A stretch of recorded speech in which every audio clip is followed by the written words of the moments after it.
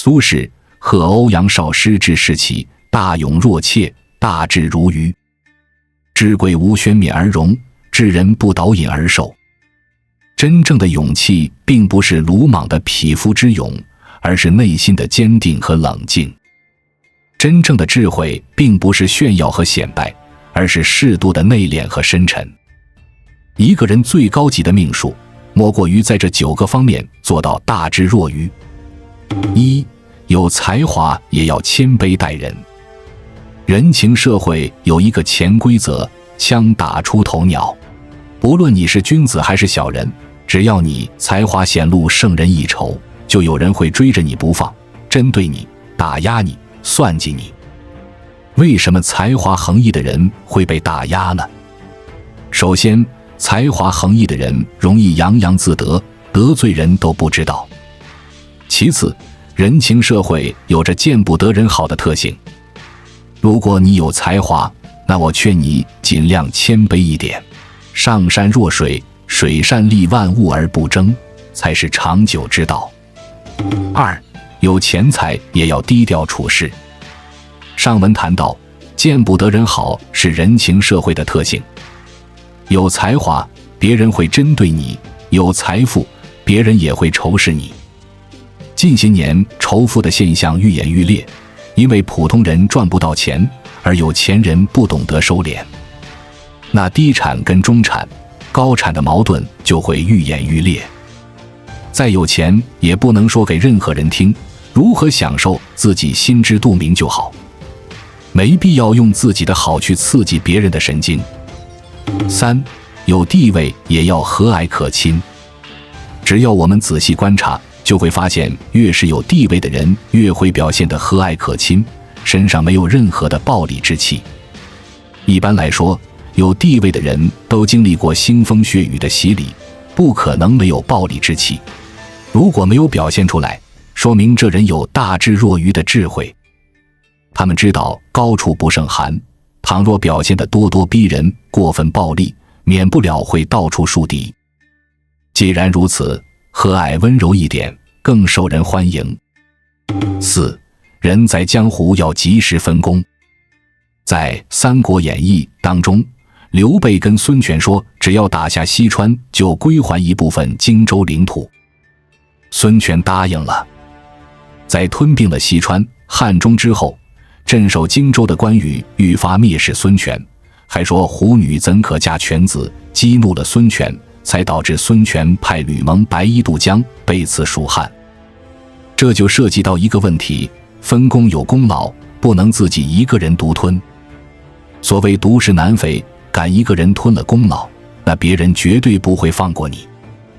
5. 人在单位要及时分力。你是单位某个项目的领头羊，做成了某个项目，分到了一些钱。对于这些钱，你该如何分配呢？全部装到自己的口袋，就容易犯众怒，早晚要全部吐出来。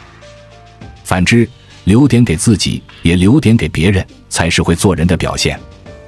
有利益要给领导留一点，也要给身边的兄弟们留一点，如此才能你好我好大家好。6. 人在险境要及时装傻。人无千日好，花无百日红。只要是人，就肯定会有倒霉的那一天。倒霉的时候，我们该如何是好呢？就2个字，装傻。你装傻，别人才不会为难你。你不装傻，依旧特别强势，就容易过刚一折。所谓大勇若怯，真正的勇气不是鲁莽的横冲直撞，而是内心的冷静和淡定。表面装傻而内心镇定，乃是王道。7. 才不如人，尽量抱大腿。在《西游记》当中，综合实力最差的沙僧为什么可以修得正果，入职佛家编制内？因为沙僧懂得抱大腿。唐僧乃是佛祖最喜欢的弟子，金蝉子转世；孙悟空乃是天庭佛家的座上宾，猪八戒乃是天蓬元帅。跟他们搞好关系，自然就成功了。抱大腿等于陪着贵人走向成功。你想想，你是别人一派的人，等别人成功了，你不就吃香喝辣了吗？8. 才不如人，尽量少说话。沙和尚如何抱大腿的呢？就2个字，沉默。孙悟空跟唐僧有矛盾，沙和尚就劝2句，其余时间都在看戏。孙悟空跟猪八戒争吵，沙和尚置身于事外，啥都不理会，以至于在取经团队当中，没有任何人对沙和尚有恶意。没本事就少说话，所谓沉默是金，就是这个道理。你的沉默会换来别人的尊重。9. 才不如人，尽量多老实。很多人都认为做人老实就是一种愚蠢，唯有像小人一样阴险狡诈才能混出头。真的如此吗？不能一概而论。你看那些成功人士，每个人看起来都特别老实，这就说明我们要用老实的外衣遮盖自己的锋芒。你是诡计多端的小人，总有人要对付你。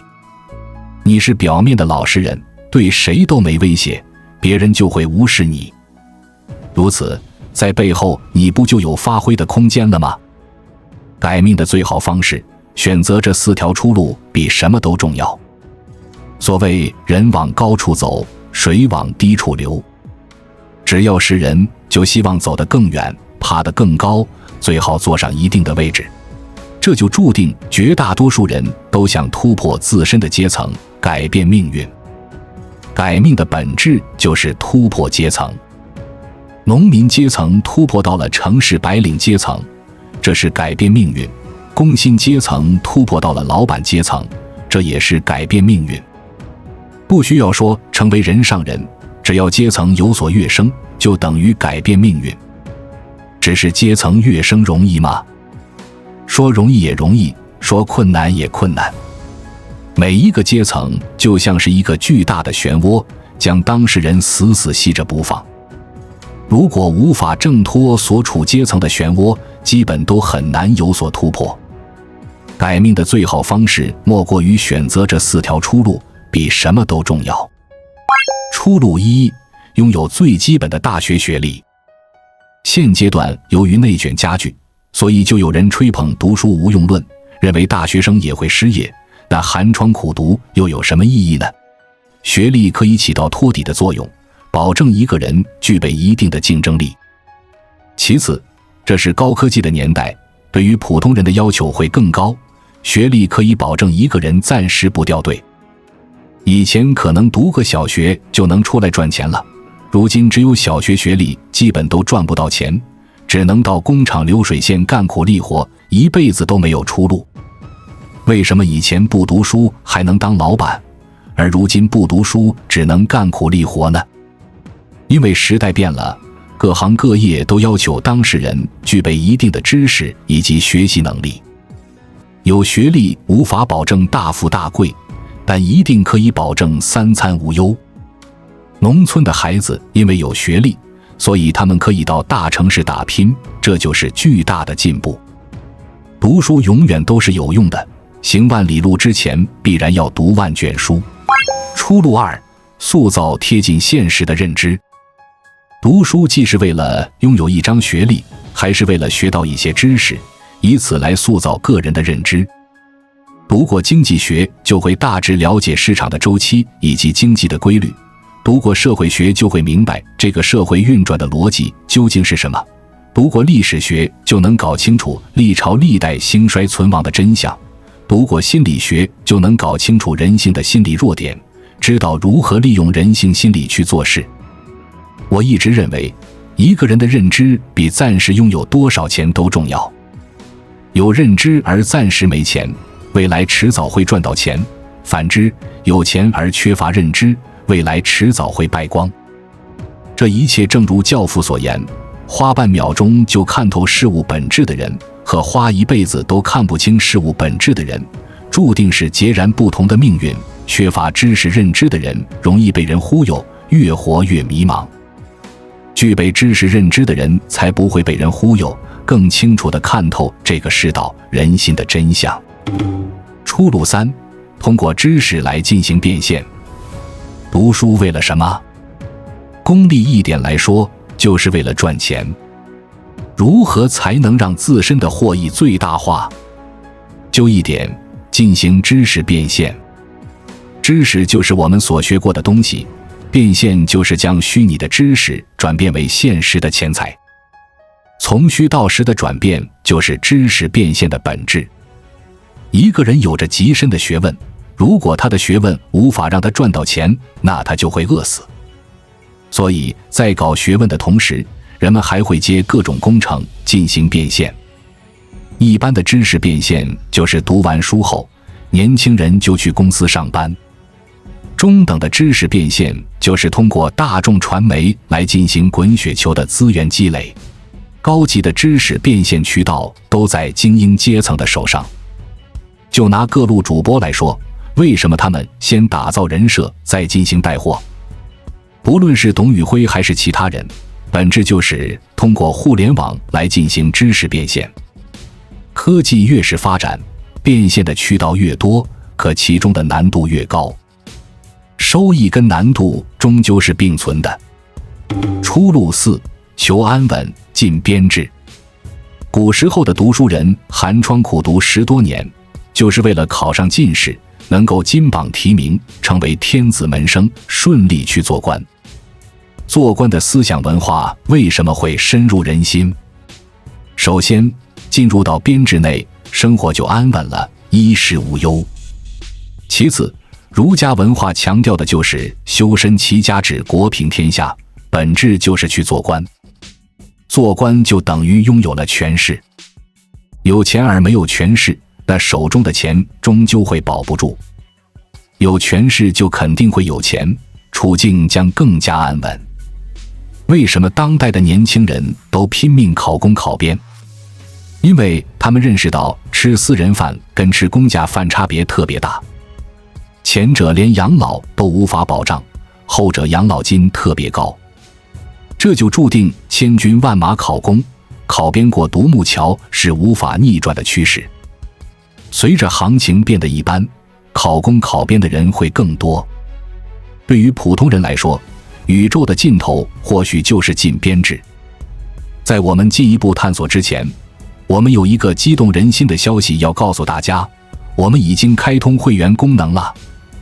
现在您可以加入我们的会员大家庭，享受会员专属影片和更多独家内容。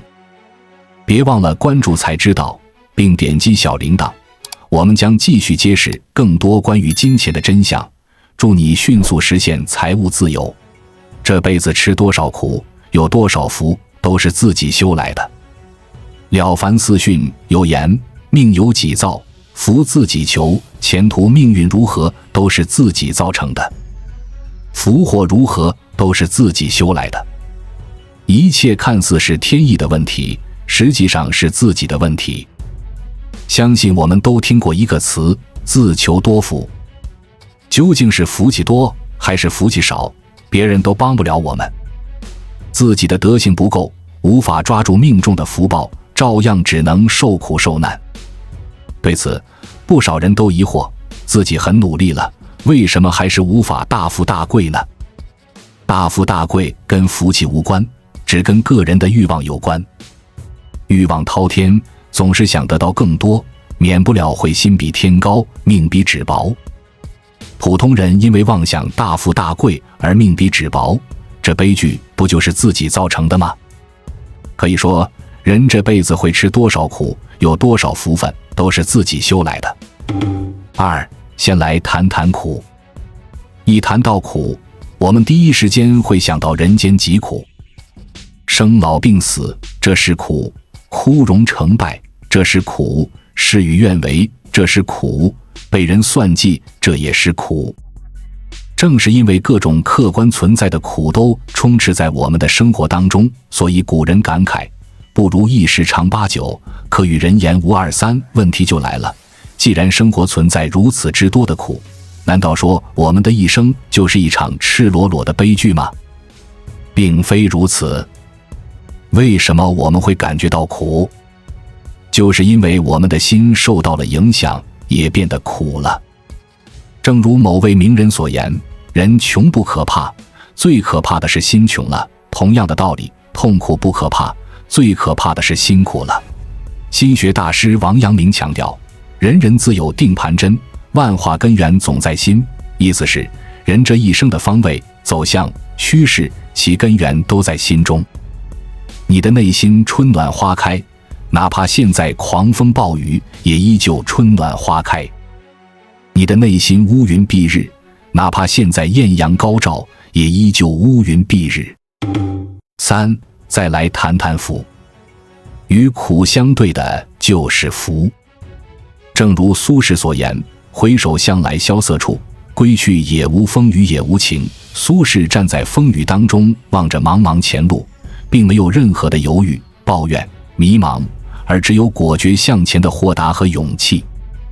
前路如何，我无法确定，但我可以确定的是，心中依旧光明。我们都知道，苏轼才华盖世，乃是千古奇才。可就是这样的千古奇才，不仅被同僚排挤，就连皇帝也不太喜欢他，以至于苏轼经常被贬官。如果换作普通人，早就要死要活，抱怨人间不公了。而苏轼并没有这样做，依旧微笑着面对生活的风霜雨雪。他在《赤壁赋》中表达了自己的观点：苟非吾之所有，虽以豪而莫取。惟将上之清风，与山间之明月，而得之而为声，沐浴之而成色。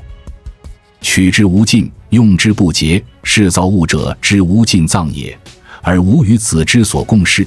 如果这一切不属于我，那我一丝一毫也不会获取。只有清风明月、山川才是无穷无尽的自然宝藏啊！而这些自然宝藏都被你我享受着，又何必唏嘘悲叹呢？四，你这辈子会吃多少苦，有多少福，都是自己的心修来的。现代人存在一个思维误区，将钱财多少、成功与否等同于福气和祸患，认为成功有钱就是福气，失败没钱就是祸患。我认为这就是一种极端的物质化观念。这个世界有 99% 的普通人，既无法成功，也没有多少钱。难道他们的人生就失败了吗？谁规定的？没必要将物质等同于人生的意义。能够拥有多少物质，能够取得多少地位，能够捞到多少资源，这都是身外之物。只要我们尽力而为了，就没有遗憾了。有的人身家百万千万，依旧觉得生活不幸；有的人可以吃饱穿暖，小富即安，就觉得生活美满，岁月静好了。苦如何，福如何，看似跟钱财名利有关，实际上跟个人的心境有关。如果你觉得自己已经问心无愧，毫无遗憾，便活在当下，那你不就活得很快乐，很洒脱了吗？古时候的庄周梦蝶，庄子仅仅梦到自己成为了蝴蝶，就特别欣喜了。这就说明福祸无常，皆由心生。心若淡然，无畏悲伤。五，钱多钱少，够用就好，没必要将它等同于人生的福祸。只要人还活着，无病无痛，就已经是天大的福气了。名利如何，尽力就好，没必要将它等同于人生的意义。名利只是身外之物，内心才是人生的关键。切勿轻重不分，选择失误。既然如此，身为普通人的我们该如何过好这一生呢？我觉得就一点，放宽心过日子。过往已然成为历史，未来谁也无法预测，唯有当下还在我们的手中，值得我们尽心过好当下的每一分每一秒。晚亲真的会转运吗？以下几种亲情逐渐被人们抛弃。有人提出过一个观点，这是一个金钱至上而感情淡薄的年代。天下熙熙，皆为利来；天下攘攘，皆为利往。天下之人都为了利益而逢场作戏，尔虞我诈，根本不讲任何的情分，冷漠到了极致。一开始人们只对外人逢场作戏，不讲情分。如今人们不仅对外人逢场作戏，对于亲人也毫无感情，所以才有了断亲一说。有一个名词叫断亲潮。何谓断亲潮呢？指的是人们逐渐跟身边的亲人减少往来，断绝关系，成为了一种潮流。难道说感情和利益这两者是矛盾的吗？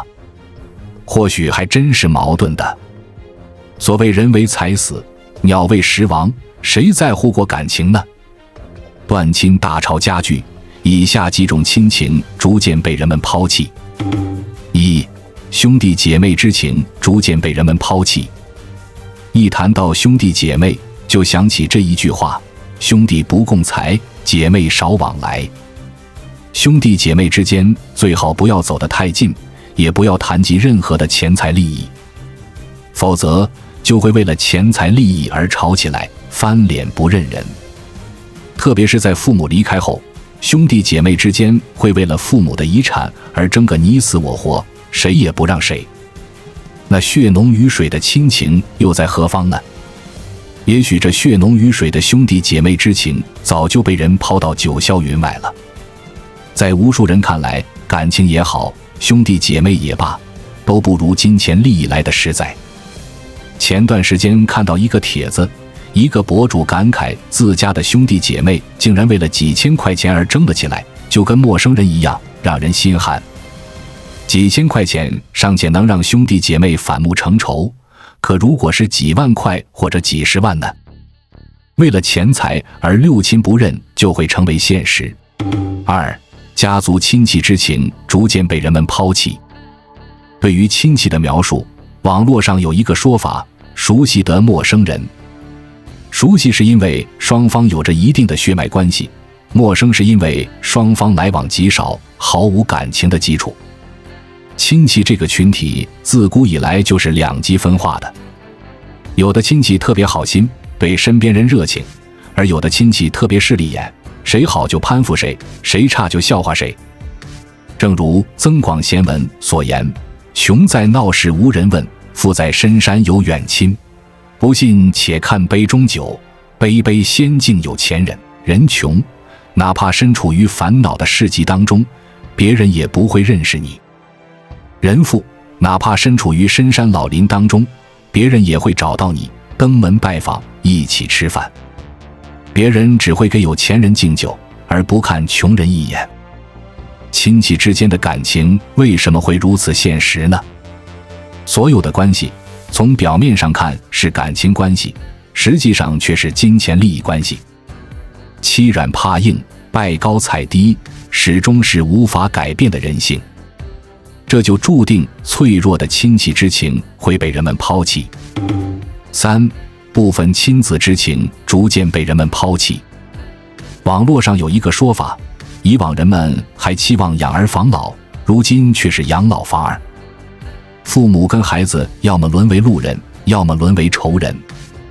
养老防儿这个词其实很有意思。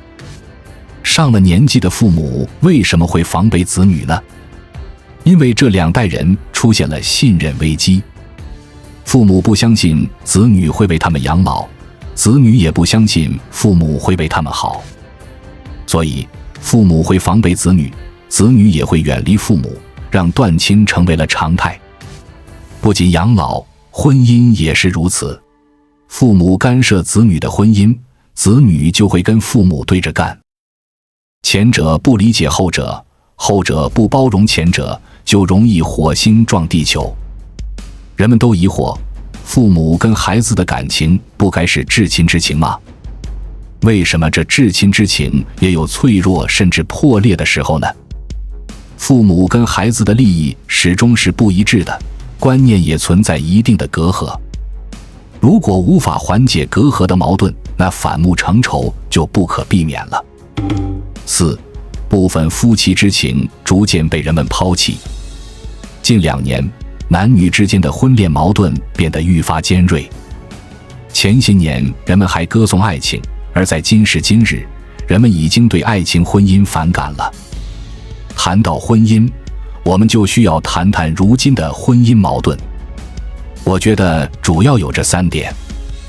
首先，金钱矛盾。再怎么相爱的男女，都会为了金钱利益而算计。其次，阶层矛盾。底层夫妻容易互掐，中产夫妻容易离婚，高产夫妻都各玩各的。第三，也是最重要的一点，信任危机。男人不再相信女人，女人也不再相信男人。男女双方谁也不信任谁，不就让婚姻矛盾加剧了吗？可以预见的是，婚恋矛盾的危机会愈发激烈，甚至到了不可调和的地步了。不然，为什么如今的夫妻都喜欢上法院对簿公堂呢？上述这些问题都跟唯利是图、金钱至上的观念有关。人如果被金钱完全同化，只有利益算计而没有感情，那这个世道就会变得愈发冷漠。